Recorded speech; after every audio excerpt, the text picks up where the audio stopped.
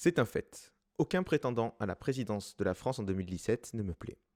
Certains me trouveront gonflé, car vu le nombre de candidats, je pourrais essayer d'en trouver un à mon goût. D'autres me rétorqueront qu'un tel ou un tel représente l'avenir de notre pays. D'autres encore auront un avis proche du mien. C'est pourtant dans ce cadre que vont se dérouler les élections présidentielles cette année, dans un contexte de France plus divisé que jamais, ressassant sans cesse les mêmes questions. IVG ou pas? Je rappelle bien entendu que cette question a été résolue en 1975.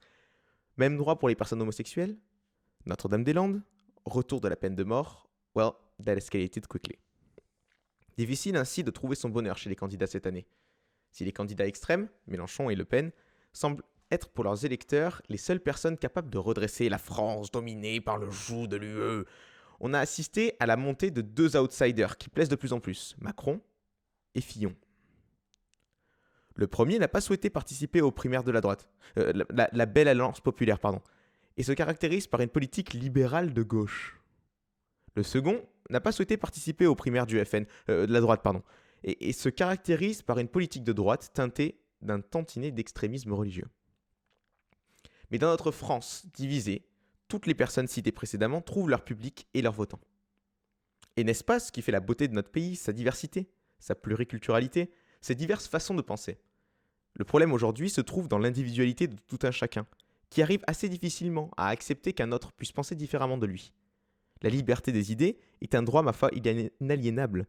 Et oui, Marcel, même les personnes qui ne pensent pas comme toi peuvent aller voter. C'est le principe supposé de la démocratie. Et je suppose également que mon discours doit en faire jaser plus d'un, de gauche ou de droite. Mais peut-on encore parler de gauche ou de droite? Le gouvernement en fin de mandat a-t-il réellement exercé une politique de gauche sur ces dernières années? Que penser de la primaire à gauche qui truque ses scores en rajoutant exactement 28% de votants à chaque candidat et sans changer le score de ces candidats? Que penser de la droite toujours plus corrompue, de Balkany à Sarkozy en passant par Guéant? Que penser de cette extrême droite qui prétend vouloir prendre des décisions pour d'autres et de cette extrême gauche qui propose des solutions utopistes mais quasiment impossibles à mettre en place? Mieux que ça, comment refaire confiance à un quelconque gouvernement après l'échec Hollande, montrant ainsi que les promesses de campagne ne sont que de vastes fumisteries? Mais les gens restent dupes. Peut-être parce que les gens ont envie de voir un monde meilleur. Un monde qu'ils voient chacun à leur manière d'ailleurs. Certains croient profondément en leurs convictions, malgré leurs propres contradictions. Certains, comme moi, se disent qu'il vaut mieux laisser tomber ce genre de choses et regarder les spectacles troublants, haineux, de toutes ces personnes qui veulent voir les choses changer à leur manière. Il n'existe pas de solution miracle, ni de candidat pour tous les lier. Mais il est bien une chose que l'on peut tous mettre en œuvre: le vivre ensemble. Merci de m'avoir écouté.